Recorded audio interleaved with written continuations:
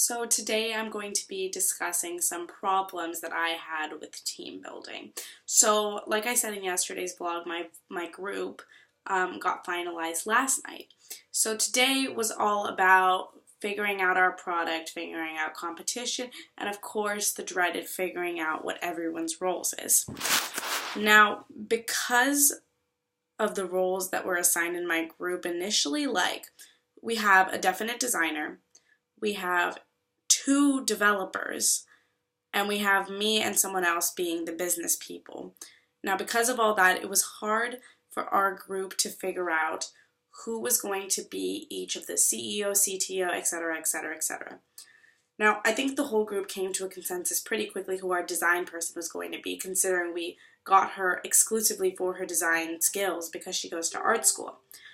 But then when it came to CTO, we had two developers, but then we realized that one, Michael, is a lot more quiet than the other developer we had, Rachel. So we went with the more quiet one because we were like, you know what, his skill sets are stronger in iOS, and he doesn't have other skills that Rachel has. So you know what, he's going to be the CTO.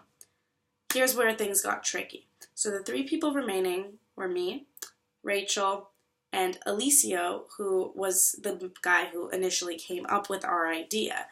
Now, it was assumed in his head, I think, that he would be the CEO, which of course is the leader of the group, the person who provides inspiration. Now, if I have learned anything over the past 2 days, it's that it is me and Rachel who are the most outspoken in our group and who tend to push movement forward.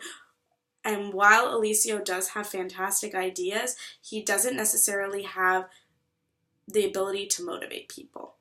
So we had many awkward conversations about who was going to be CEO, and what eventually happened was that Alicio convinced us in the end that he would be CEO, and that CEO meant that he would be monitoring what everyone did, and he wasn't necessarily the leader of the group. So Rachel and I were like, fine, okay, if that's what you want, it's fine. We both knew that we would be the leaders of the group internally. And then it was a problem because we had the CBO and the CMO. Now, neither of us are traditionally marketing or business people, to be honest. I don't know what I am yet, which is why I focus my skill set on business, even though I know some computer programming as well as some law. So I said I was business.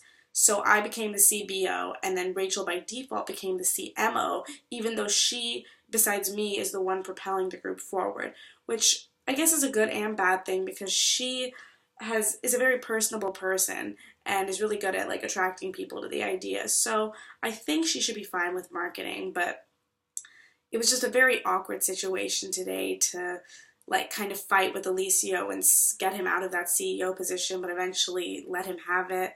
So that's something that might be a conflict late in the coming weeks, but I think for now it's resolved and everyone's okay with what happened.